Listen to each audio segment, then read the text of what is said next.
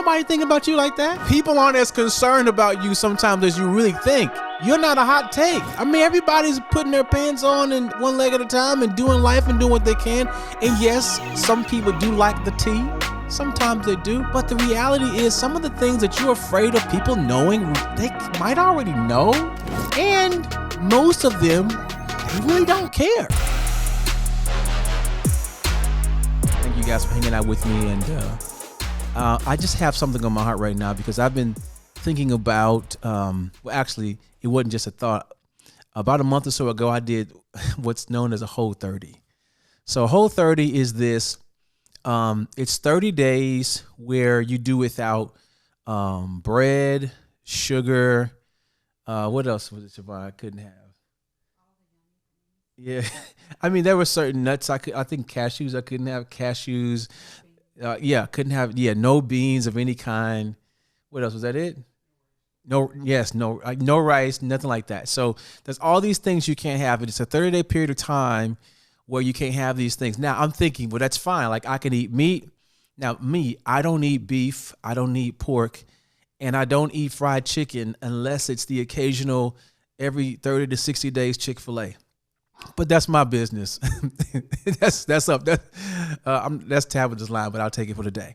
So I will have that. But this diet, I needed it because I needed to jumpstart. Honestly, I'll keep it real. I'll keep it 100 with you guys. So I was getting ready to release my album, and my wife and I had this talk, and she's gonna definitely say that she didn't say it this way, but this is the way I heard it. I heard it the way I'm about to say it. We were having this conversation, and she's like, you got all these interviews coming up. You might want to get your life together. That's how I heard it. She didn't. Siobhan, how did you say it? How did you say it? Did you remember how you said it? She's gonna say she said it. I know she didn't say that. She probably said, "Hey, we should be prepared for interviews and make sure we start watching what we eat and make sure that we look our best. But the way I heard it was, hey, you've been going hard. You need to really chill, get your life together."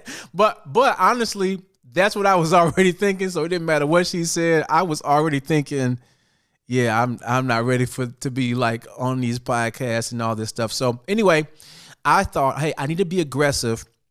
And this is really getting into my subject. I need to be aggressive because I knew that my disciplines had really come apart. I really lost discipline. Now, I hadn't gone crazy, but I wasn't living in the discipline that got me to a place of health in the past. I was just kind of coasting. And you really don't coast like this. I mean, coasting, like you tick up on your coast just a little, and I was coasting up.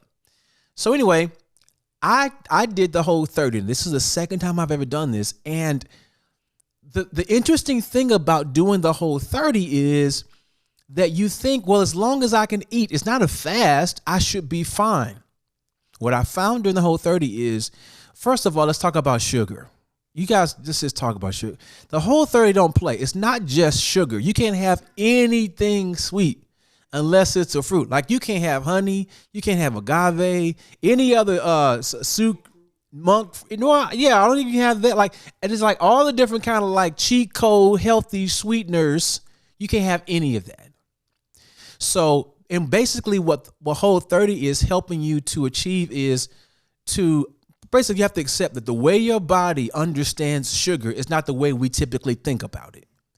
Your body identifies something and says, that's sugar. I don't care if you say it's healthy or not. As far as I'm concerned, I'm going to treat like sugar, and I'm going to do with that what I do with sugar. And if I get confused, I might do something else, but you ain't going to like that either.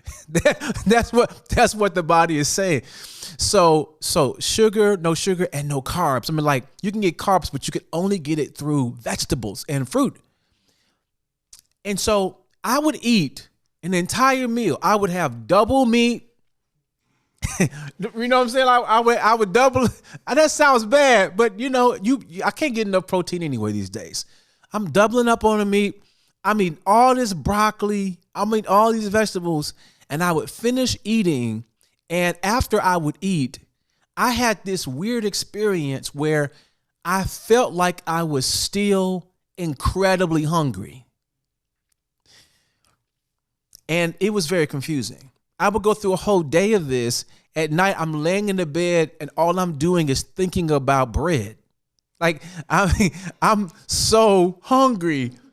And after doing this for like a week or so and experiencing this thing over and over again, you know, this thing I was doing for natural purposes of just being more healthy, kind of getting the jump on my weight, and also just to be real about it, I need to get back into the clothes I'd already bought. Okay, so I'm trying to fit those clothes, and so I can get ready for this, you know, release and all the things I got to do. And the reality of it was, I started to learn this is not hunger. What I'm experiencing is really what this episode's about. There's a difference between hunger and craving. This is crazy because let's be logical about this. If you've consumed a whole plate of food and you've got all these vegetables, and I said I doubled up on the meat, right? I'm drinking my water. I've nurtured my body. I have given my body what it needs. I've given it protein. I've given it carbs. I've given it vegetables. It has what it needs. The hunger should be satisfied, but the difference between hunger and craving is very different. Because the craving is speaking to you based on a superficial need. All the craving is, these are things that your body desires strongly but doesn't need. That's why I call it a superficial need. You think you need it, but you don't need it. And now what gets confusing is the feeling between hunger and craving. Hunger is legitimate because you were created for certain things to be consumed. It's legitimate. You need water. So when you get thirsty, you've been outside, you don't want Kool-Aid. Like, I grew up drinking Kool-Aid, right? Now you might ask for Kool-Aid. You might ask for like chocolate milk, but the body is hungry, or rather thirsty, for water, because that's what your body needs to live. The other stuff that you want really badly, that feels like strong hunger, that's not hunger. Those are artificial hungers you've created by partaking in things regularly enough that you really don't need, that you now can't tell the difference between what you really need and what you don't. Here's also the big difference. When you eat what your body is truly hungry or thirsty for, that you were created to consume, it helps you to achieve the things that really matter. It gives you energy. It helps all of your organs. It gives you all the things you need to thrive in life. It helps you to think. It helps you to focus, right? It helps you to stay awake when you should be awake instead of falling asleep at work. Like, when you get the right kind of meals, you guys know what I'm talking about. Like when you work a job and in the middle of the day, you hit Chick-fil-A too hard. Oh man, that makes the rest of the day quite miserable. Like, don't have to go to a meeting after you did. You know what I'm saying? Like, now me, my wife is a witness. As well as I seem to be behaved, there was a time where I had a steady diet of Popeye's chicken. Yeah, I just couldn't pass up one. I had to get that 4-wing. I just had to do it. And however, that made the rest of my day very difficult, because now I've not fed my hunger, I've fed my craving. Now my craving really is selfish, because my craving doesn't care about what I need. My craving will shout loudly, feed me, feed me, feed me. And then once I feed my cravings make me feel terrible. For one, I feel bad emotionally because they even affect my emotions. I feel bad because I did it and I knew it wasn't good for me. And then I feel bad physically because those are the actual opposite things of what my body needs. So now instead of being energized, I'm exhausted. These cravings are life detractors. They take from you, they don't add to you. So let's talk about this. Let's go a little bit deeper. As I start thinking about hunger versus cravings, I had to ask myself a question. In my life, what are the things that I have started to treat like legitimate hungers that are really cravings? These are things that I have not disciplined myself around, so it seems like I cannot live without them. I'm telling you, And this is the reason why the Whole30 is very, very important, because the Whole30 is a truth teller. When you do the Whole30, it's not meant for the whole year. That's why it's a Whole30. You turn Whole30 into a whole 365, you're going to have a whole lot of problems. Okay. So it's not it's just 30 days. You pull all these things out of your diet so that you can get a reset around what is it that's necessary. You shed some of these bad habits. You start to find ways to engage other things that give you what you need, and you get intentional about what you're consuming. Think about this as a metaphor for your life. I mean, okay, so let me differentiate, because I do have some different thoughts around like fasting, right? I'm from the old school, so when I read fasting, I think fasting is fasting. I think that if you're fasting, you're not eating. Now, I also understand that not everyone can fast, right? Some people have certain medical conditions or whatever. So, and my philosophy is fasting is fasting. But if you have an issue, get as close to that as you possibly can. Don't change the definition, right? So when I think about what we need spiritually, sometimes fasting is the solution when it comes to food or things of that nature, because it helps us to be more intentional about our relationship with God and the things that are craving inside of us. But also along with that, I think certain disciplinary periods of time where you take something out of your life intentionally so that you can get over the craving and address it directly. See, we need those things in our lives. So for this, it might be like it's been for me, like it, maybe it's social media for you. Maybe it's food for you. Or maybe it's the way you spend your nights. Maybe it's the way you spend your mornings. And I think having these systems that address our core issues and core cravings help us to really get back to who God intended us to be. See, your cravings are lying to you about who you are. Your cravings are telling you you don't need to eat healthy because you're okay. You're not that bad off. This is not as detrimental as people say. Or when you talk about food, everyone has these weird things like, I don't eat like that. This is my culture. I'm like, listen, first of all, you can have culture in your food, but carbs are carbs. Carbs is not a cultural thing. Okay? They do the same thing in everybody's body for the most part. They perform a certain way. And so sometimes we start to lie to ourselves about the things that we're okay with so that we don't have to change. Think about that.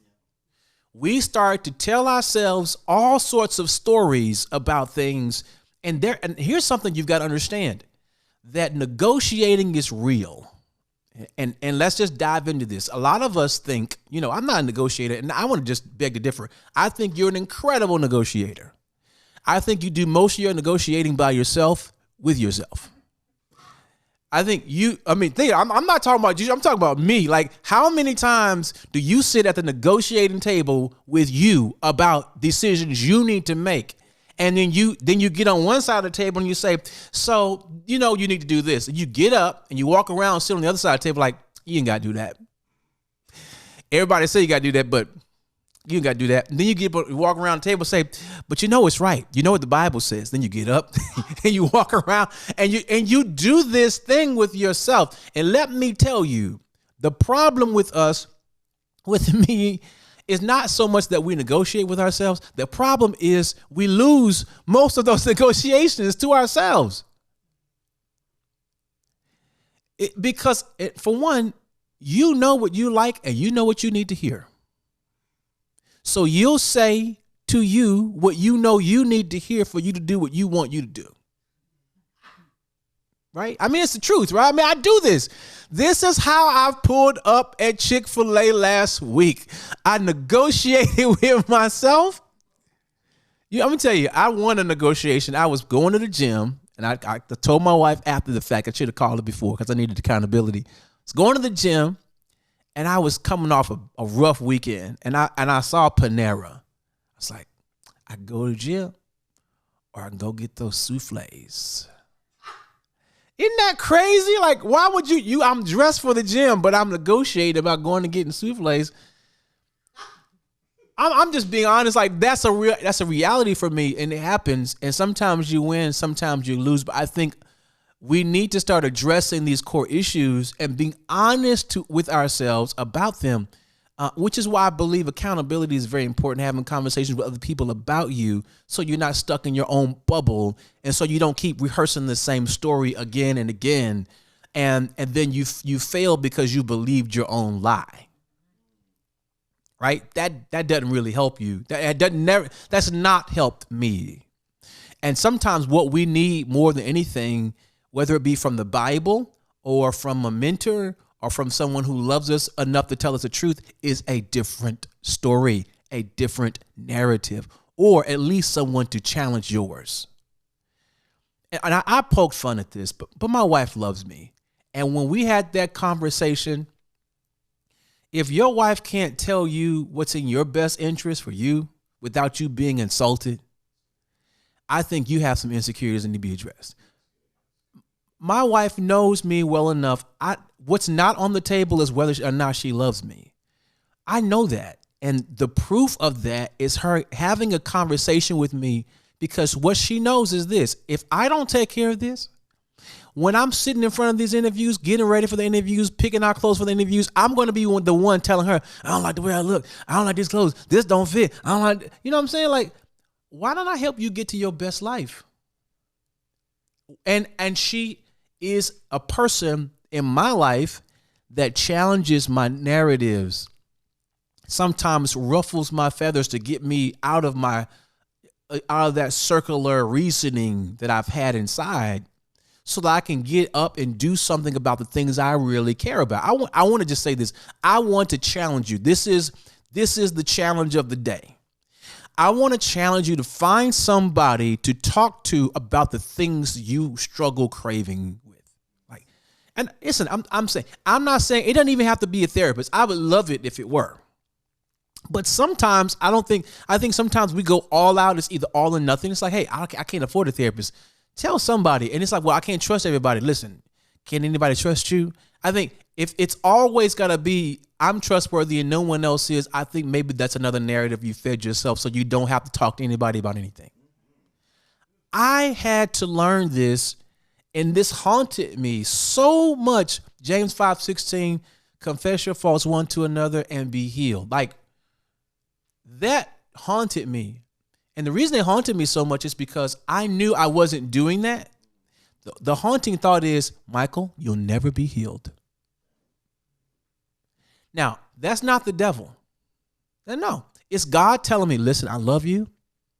You've confessed to me. You've repented. I forgive you. But you are in a cycle you are going to repeat again and again unless you let somebody help you. So then the question becomes, then what do I do? Who do I trust? Who do I talk to?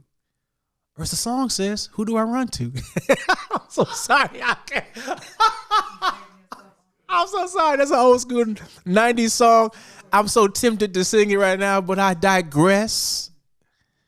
But you have to ask yourself, because I don't trust people. I don't want to tell people my business. I don't want people knowing about the things that are secret or private or personal to me. I want to keep those things in the closet. I want to keep those things behind closed doors. It ain't none of their business. They might talk about me. Here it is. I want to say this. If you don't talk to anybody, it's 100% guaranteed you will continue struggling and it will get worse. If you talk to someone, there is a chance, I don't know what the percentage is, but it's far better than the chances you have without doing it. And sometimes faith sounds and feels like risk, but taking a step of faith is better than being complacent. You're closer to living in freedom and being healed moving forward than you are staying where you are. And I have found, here it is, this is kind of turned into wrestling with false narratives. Like, the false narrative is like, if I tell somebody they're going to talk about me. First of all, let me just say this. How can I say this without sounding like I was about to go back to St. Louis? I was about to literally go back to St. Louis. Can I say it like St. Louis and then I'll re-articulate? Ain't nobody thinking about you like that? Okay, now let me go back. Okay, so let me see what I was really trying to say. People aren't as concerned about you sometimes as you really think. You're not a hot take. I mean, everybody's putting their pants on and at this one leg at a time and doing life and doing what they can. And yes, some people do like the tea. Sometimes they do. But the reality is some of the things that you're afraid of people knowing, they might already know.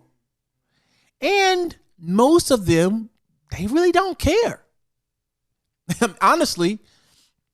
So all the time you've spent not challenging yourself or talking to someone about the things that you're struggling privately in the way of your cravings, you're really doing yourself the greatest disservice.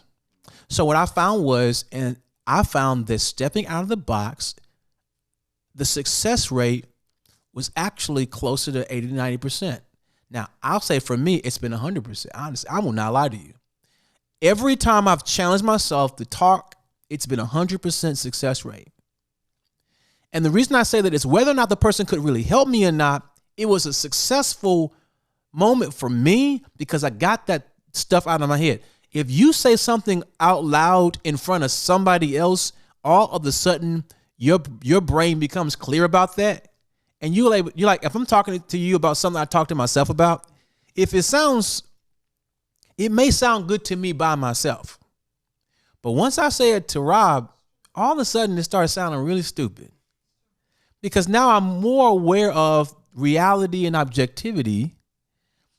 And so all I'm saying is this is the challenge. Spend some time thinking about, do I have cravings? And do I know the difference? Have I lost sense of what do I really need in my life versus the things I've been feeding myself that have the adverse effect on me that I really can do without? Now, and think about that. And then this next step is have a conversation with someone else that you trust as best as you can that loves you about it. And just have the conversation objectively and see where that goes. Think about this. What, and it might be, sometimes it's really not like the worst things in the world. Like, honestly, for some of us, it's, maybe some pornography or sexual integrity issues. You may have had that. So I talked about food, it's a struggle I've had. There was a time that I lost 80 pounds. That was a major battle for me. So I've been there. I know exactly what that's like. And though we laugh about it, it ain't funny.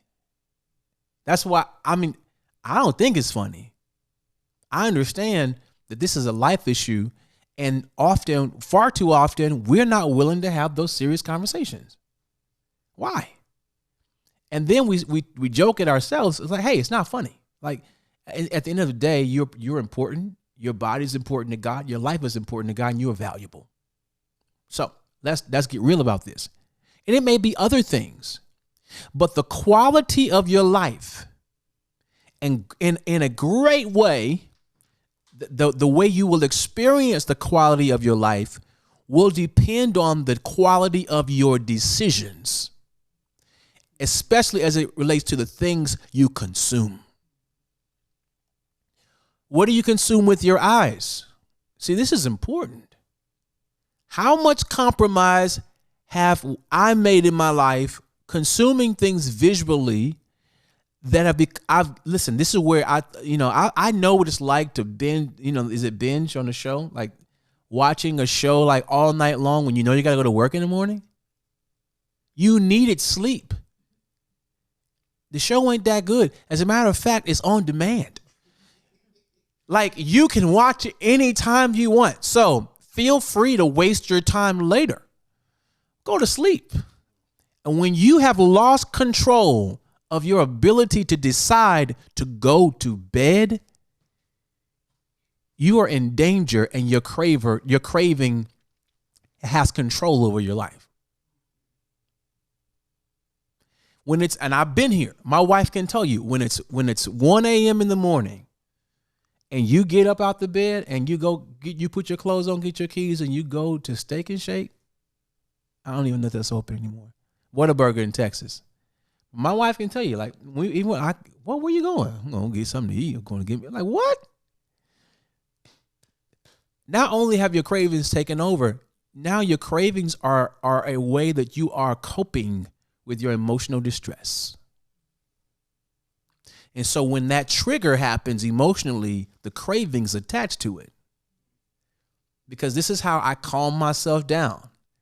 Oh yeah, this is what it is. This is how I sleep. This is how I rest. This is what I do. This is my ritual. This is how I get through the day. That can go from that to cigarettes to CBD to smoking weed to alcoholism. I'm telling you, the things that we say we cannot do without that are hurting our relationships. They're hurting our potential for success. They are hurting your health. They are hurting your life. And get this, they're hurting your children.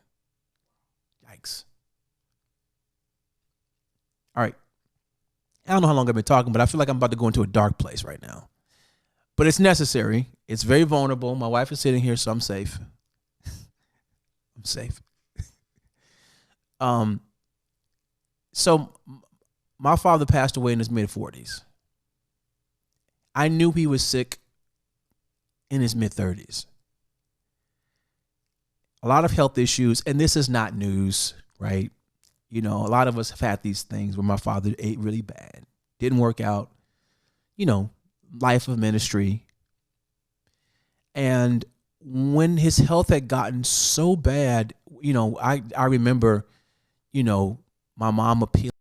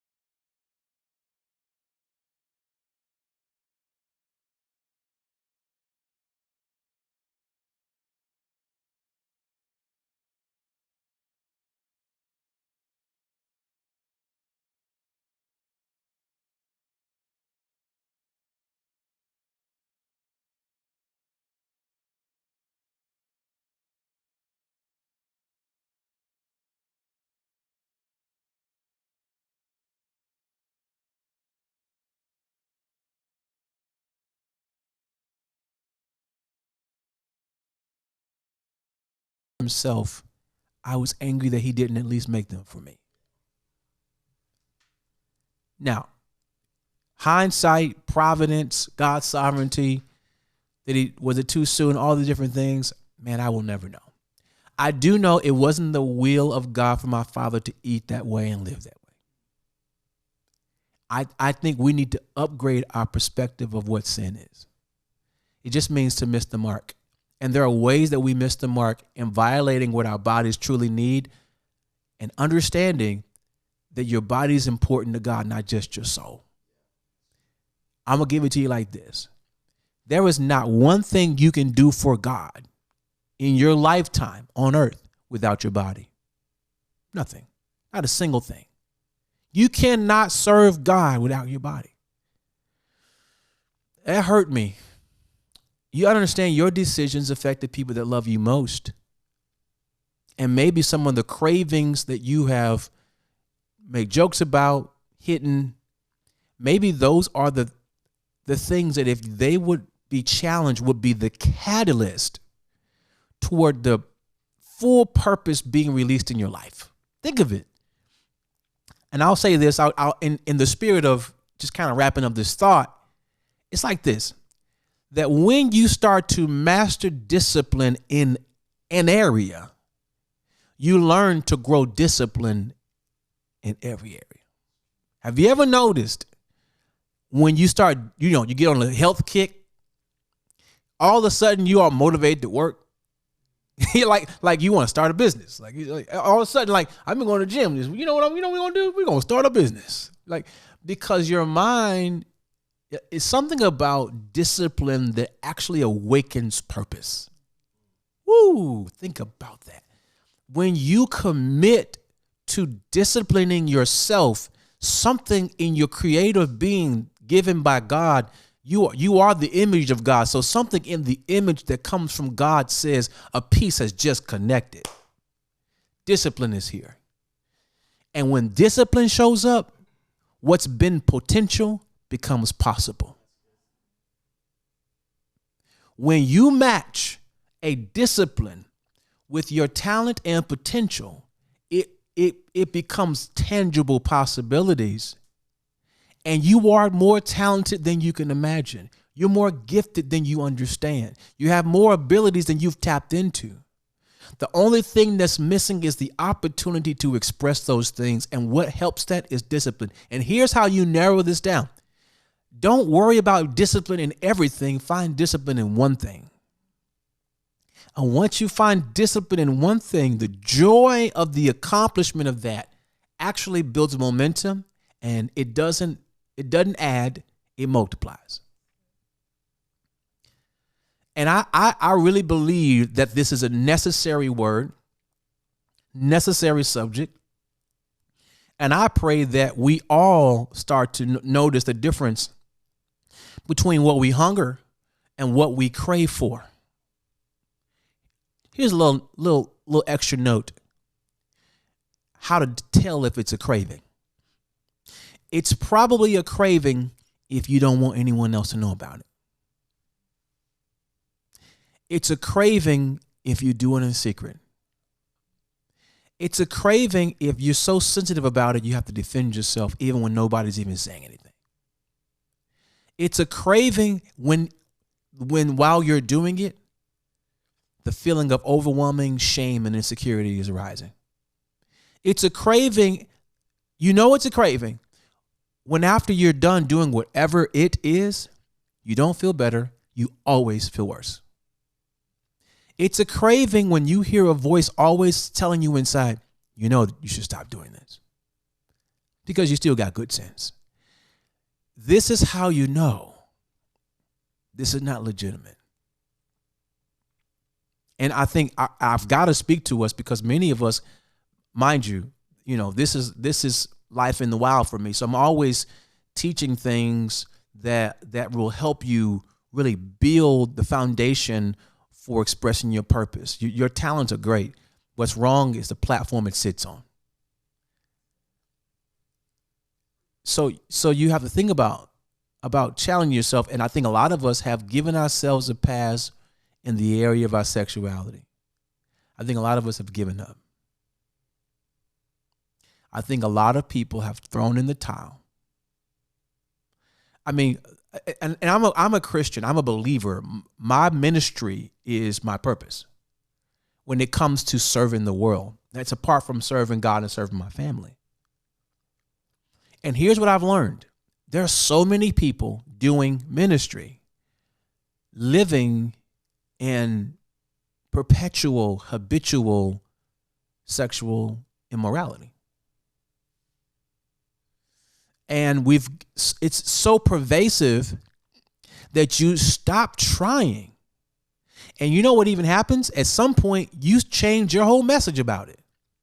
You start hearing stuff like, man, we ain't perfect. Everybody got something. That's true. And those somethings are all wrong in God's sight. So saying that everybody's got something doesn't give us permission to keep something. The goal is to grow. Okay? Not make excuses and stay the same. This is not me saying, let me tell you what you need to do because I got it together. This is me telling you what I tell myself. I cannot give you something less true than what I needed to grow. No, this is the truth for me. It's the truth for you because it's God's truth and it is reality. And what's dangerous about cravings is when cravings creep into those areas, it destroys lives. And even if you're single and nobody knows, it's still destroying your mind. And don't fall for the lie that this is just me. No, it's not just you. Because there's nothing about you that's just you. You are closely interwoven into the reality of people beyond your awareness. We have to pinpoint these cravings. We have to address these cravings. And then we have to submit ourselves to processes that are commensurate to the craving to beat the craving. We cannot say, hey, you know what? I'm gonna do something cute. No, we don't need cute. We need something that will work. We need real. My prayer for you is that you will join me in this journey of navigating what we really need to grow in, so that we build a platform of character and core strength, so that we can balance and move with the demands of purpose. Your life is bigger than your cravings. You can live without those. And there are things you need to replace those with, which is how you have productive time and doing things that you were meant to do and loving people and doing healthy things that will pour back into you, not take from you. And this is a message of love. I hope you appreciate it. I hope this is a blessing to you. We're going to just kind of like open this up, talk about it a little bit more, because I know I just finished talking for like almost 40 minutes straight. And there was a lot of stuff that was said. I just think like there may be some thoughts, questions, and I got a few of my friends here. My wife here, Rob's here, my homie Hector's here, and we're just kind of tease this out a little bit more and just kind of see where we can go with this. And so I don't know if you had a question, something you wanted to ask, or Rob want to start out.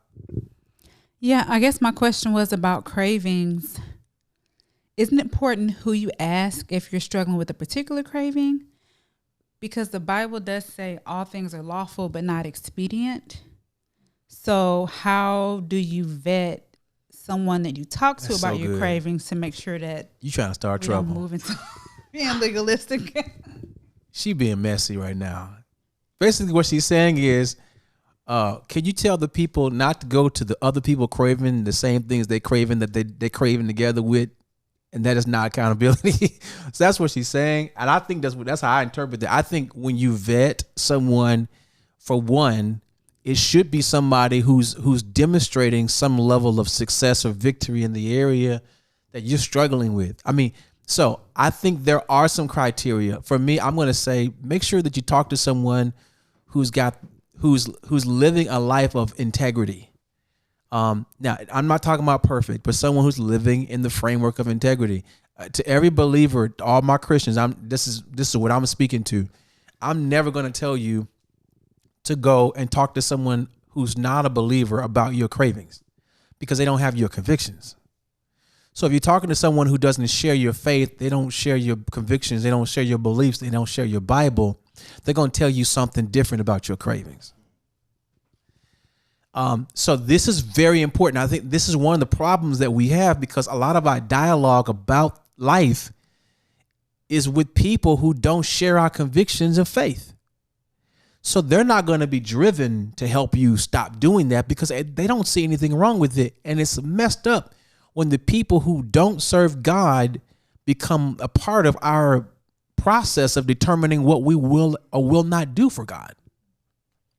So all I'm saying, I feel like we definitely should vet that. We should be talking to people of faith, talking to people who have a center, and also talking to people who are walking and pursuing the level of integrity that you want to obtain for yourself. And it's not as difficult as it might seem. Even if what you're finding is, and I want to say it this way, because I've often used Celebrate Recovery as an example. And if you ever go to a CR, evening or session, it's not perfect people, but they're people that are being perfected, and they're doing it on purpose. So you at least want to find someone that's demonstrating victory or in the process of victory, that will call a spade and not make it seem like it's no big deal. This is not someone that's going to bring condemnation, though. This is someone that's going to encourage you and help you move forward, but also someone that's not going to coddle you and make you feel comfortable in whatever it is you might be struggling with, though. Those are a few things I think are important. I think about when vetting, So there was a part of the conversation when you were talking, you kind of hinted on people having opinions and things like that, or struggles with being authentic. I wanted to know, why do you think people fear the opinions of others and struggle with being authentic? And do you think it's because they're concerned with not coming off mature? I think I think the question about authenticity, which is like in like today, authenticity is huge. So let me just kind of say as an aside, I think a lot of people sometimes they're adopting a behavior and calling it authentic, even though it's just more like just getting attention, maybe shock value, saying disrespectful things and saying, I'm just being authentic. Let me say this. You could be authentic, but I don't need to know everything you're thinking about. Everything in your mind being revealed to the world is not authenticity. That's called foolishness. So let me just say that. But I do think that when it comes to authenticity, like a lot of people are concerned. All of us, we can be concerned about what people think about us. I mean, like we live amongst people. We have a need to be accepted. Acceptance is a very normal thing to desire. It's just a part of humanity, just our core needs of acceptance and love from people. But I think sometimes that that acceptance, the desire for acceptance can be perverted because you have a lack of identity. So I think it's more important to emphasize identity than authenticity. Authenticity is just reinforcing what's real. So I think if you're looking and asking real questions about who am I? Who has God created me to be? How am I living that out? Am I doing the things I know are true and are good and are healthy and helpful to myself and to the people around me? Am I living in my purpose? And then how can I authentically continue doing and amplifying that? Because at the end of the day, I cannot be pressured to be authentically something that I'm not.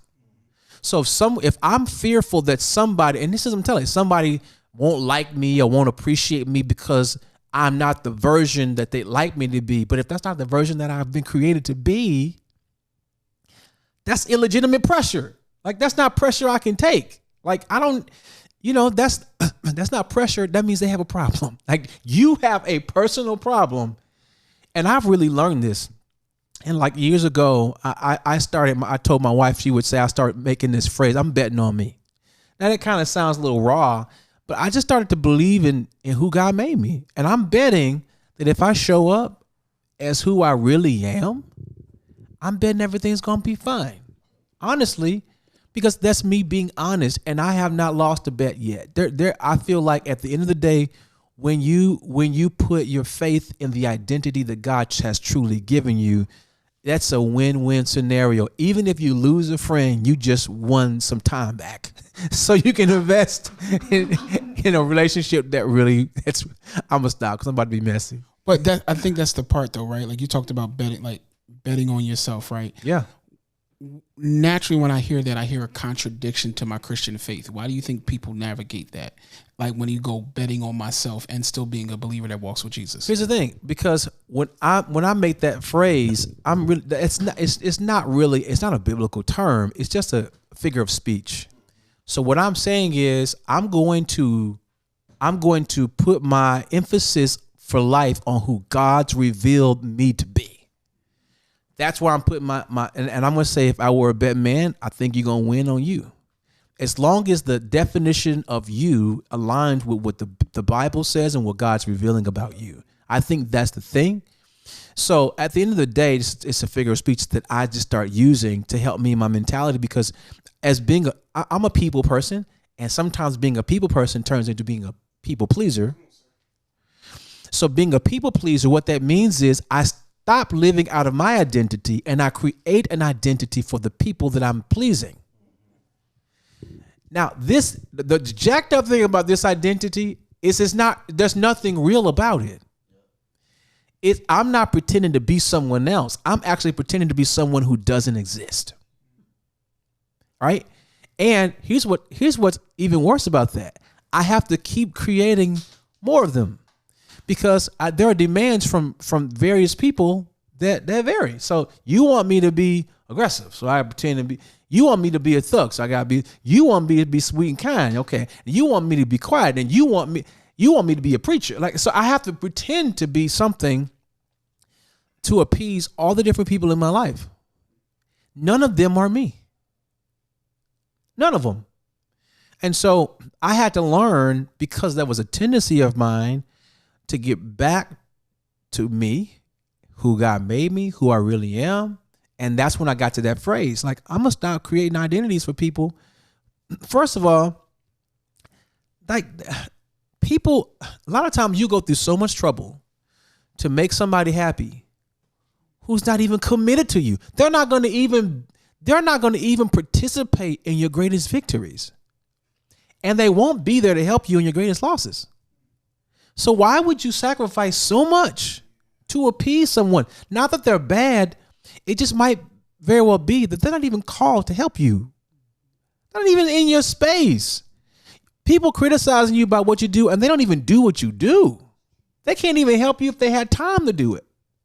And then there are other people that do what you do, but they're not teachers. And a lot of times you think they've got something figured out that they really don't. And let me just put it here. A lot of times people criticizing you and making you feel bad about being you is a way to make them feel better about existing as themselves. Because I'm insecure with me, I'm going to project insecurity onto you to somehow create more security for myself. And I have to keep doing that because it doesn't work very well. It's a very inefficient fuel source for confidence. And you just tear down people and you never feel better about yourself. So I think I came to that conclusion because I was just wore out. And I've found that it's better to be authentically me, even if it's at the expense of someone that I wish were in my life. Because I believe that God gives grace and favor to the identity that is true, not the one you created for somebody else. So anyway, I love that question though. I love it. And we keep going if y'all have other thoughts about this, but I really believe that this is an identity thing. Like when you start talking about, challenging yourself, getting other people involved, thinking about your cravings and your hungers, you're really, all you're doing is trying to get back to a foundational core of who God's created me to be. And what do I really need to really be successful doing that? Like, what diet do I need to thrive as the person I am? And how do I curate that in different categories of partnerships and entities, organizations, systems in my life, technology, and all those different things, even curating my entertainment. Like, how do I curate entertainment that feeds back into me? Like, how do I entertain myself without poisoning myself? Because sometimes it seems like poison and entertainment are synonymous. Like, I've got to watch something that's morally depraved to enjoy myself. That's kind of weird. So all I'm saying is, like, those are all things that are contributing to the clarity that you have on your identity. And then if you don't have clarity on your identity, that means you have clutter over your identity. If you have clutter over your identity, you can never live authentically. And it's just a distorted experience that I've experienced. Listen, I get it. I totally get it. So anyway, what you got? Just kind of going back to put you on the spot there, didn't I? It's okay. We had the other day with our son about how unreliable willpower can be. Man, that's so good. So when we're talking about cravings versus hunger, I think it may be good to just dig in on that a little bit to just understand what may be that initial hurdle that we all have to jump over when it comes to making a radical change. So that's such a good thing, because we had this long conversation. My son was asking me about willpower. So I started with this, just setting context for what willpower is and what it can and cannot do. Willpower is a muscle, and it is powerful, but it's not a sustainable, reliable source of energy and strength. So it's kind of like, I can pick up something really heavy for a really short period of time. That's what willpower is. It's like, I don't want to say what I can bench press.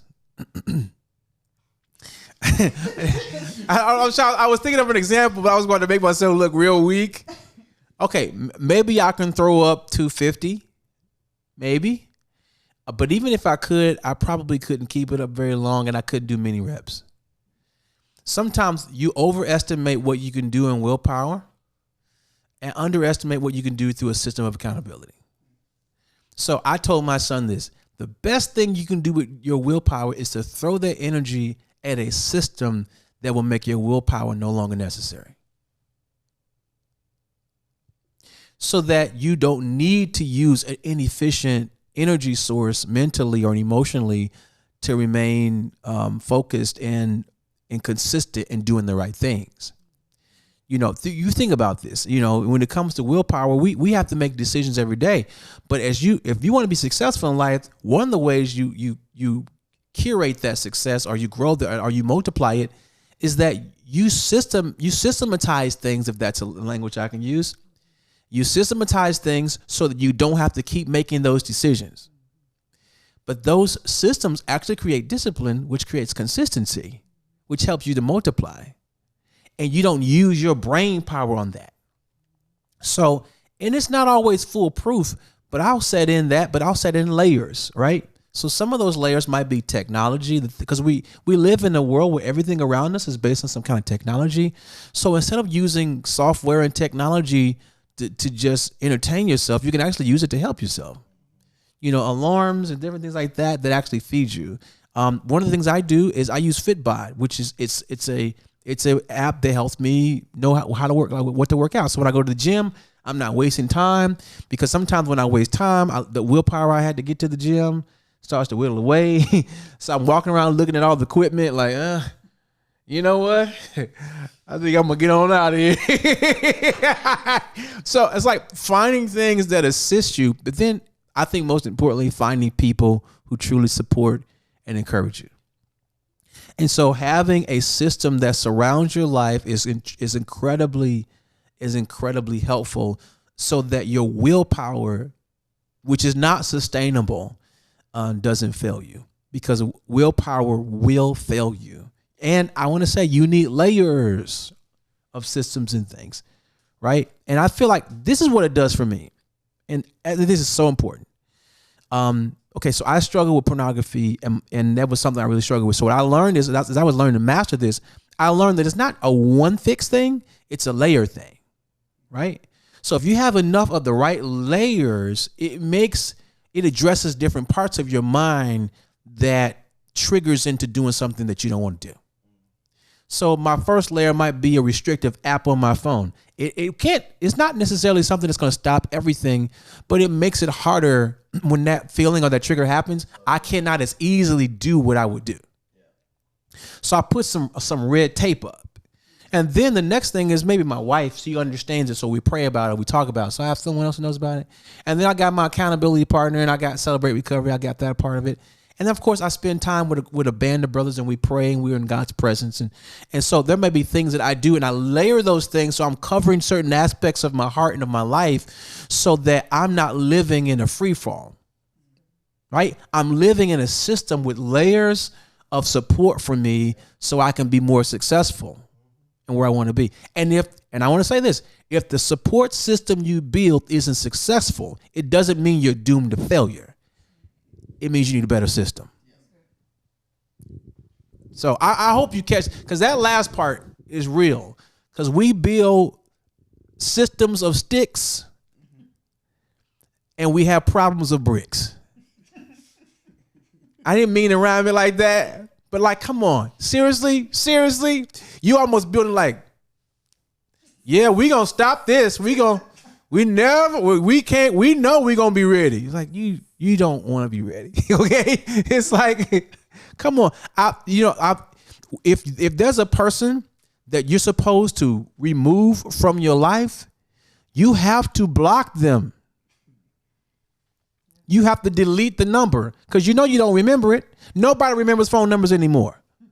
I haven't. The only phone numbers I remember were like what I grew up with, and somebody was my best friend when I was a kid, because I don't remember anybody's number. Delete the number, block them, because you need to set some layers of accountability. If there's somebody that's toxic in your life that's hurting you, or that you're doing hurtful things with, if you haven't deleted the number, if you haven't blocked that person, and if you haven't removed yourself from proximity and communication with them, you ain't trying to change nothing. All you're saying is, we'll talk eventually. I'll give it a few weeks. That's all you're saying, and you're playing games. It's just not worth it. You got to get real with it. That has brought up two questions now, two thoughts. One, can you just hit a little bit more on our passion towards toxicity in relationships? Because I think that's a very... Oh, no, it's real. It's real talk. It's real. Well, relationships, and you ever heard people say, you show me your friends, I'll show you your future. The people that you surround yourself with is a leading indication of what you're going to multiply in your life. And so I think I don't know that you necessarily need me to define toxicity. I think sometimes we need to uncover it in our own lives. I can describe a relationship that's abusive, and everyone will say, yeah, that's abusive. But if you're in that relationship, you have no objectivity, because now you have this codependency with this person. And so that's why it goes back to getting outside perspective to break the narrative that you've been rehearsing to yourself. And if you get someone, some support around you that can give you objectivity, at least you're able to say what it is. You're able to call it what it is instead of calling it something that it's not and staying in it. That's the first step to freedom, is stating what is true. And if you state what is true, whether or not you're ready to tackle what is true, you're stepping in the right direction towards the freedom you desire. You know what I'm saying? So that's the first thing. But as you start to do that, then it becomes a lot easier, because now you're going to need a plan to break those cycles. And I think that the steps are simple. We all know what we need to do. You ask anybody, what do you need to do? I need to leave. Of course. So just leave. I can't. Well, you need help now. You know what to do. You just don't have the willpower to do it. And I don't want you to feel bad about not having the willpower, because a lot of people don't have the willpower. You have enough willpower to maybe do something, but you most likely don't have enough willpower to do everything. You need grace. You need God. You need God to partner with your will and give you supports and systems around your will to help you to help you walk into freedom. This is the importance, I'm going to say it again, of accountability, and not just a conversation, but someone that will be involved in your life with you. And I think this is another step, like talking to people that are in your family is important. That might be kind of weird to do. Like, man, I don't know my family. My family's crazy, man. Like, all I'm saying is, the more people you exclude from the process of health in your life that love you or in the proximity to you, you're making it more difficult to create a community around yourself. That's all I'm saying. And last but not least, I want to encourage you to get connected to your local church. That's like the cheat code. It's like you go to church, get connected, get in a small group, do something, and you're like, oh, small group. Everyone talk about small groups. It's just people, right?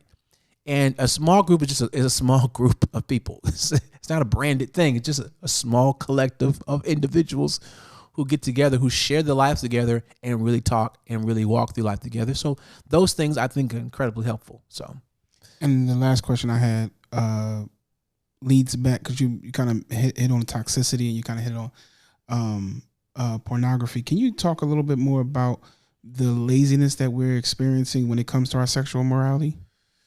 Okay, so I think that's a great place to wrap it up, because we about to take you're gonna take me back into the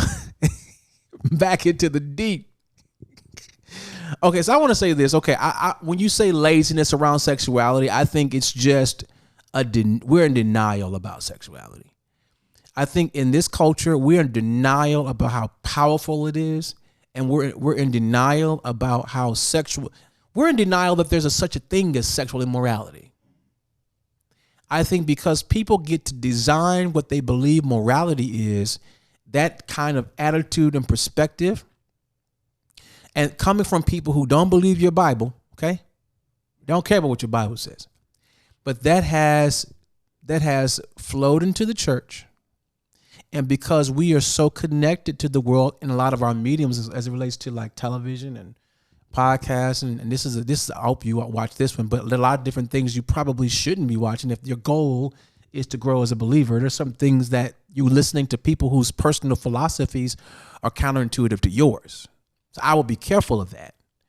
But that goes to your TV shows. It goes to the places you frequent. Like if you want to be married, you shouldn't be in a place where everyone's drunk. Like going to, you shouldn't hang out at the strip club. Like if you're looking for a wife, that's not the place to go. So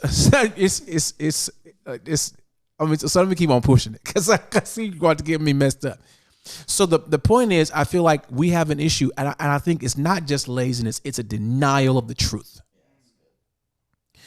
Because when you accept a lie, it's the same thing we started with. It's self-negotiation. You're going to lie to yourself. Now, if you have to take a lie detector, you would fail because you don't believe that. You don't believe what you told yourself. But you need to tell yourself, and you kind of need to believe it to keep that unhealthy thing going. And you're trying to talk yourself into doing it and not feeling bad. You know what? It ain't going to work. So, let me just say, I'm going to end this point because I feel like I'm going to talk for another hour on this, and I absolutely could. But I really hope that this is helpful to you because this is like kind of the medicine that we really need. And just talking about hungers and cravings has gone into so many places. But I know that this is a part of my journey, things that I've learned, walked through. I'm still mastering and learning and growing. And I believe that God's leading you to do the very same thing, to master some things, to learn some things, to grow in some things, and to really learn to shape the life that becomes a platform for the things God's called you into. So God bless you. Thanks for hanging out with me.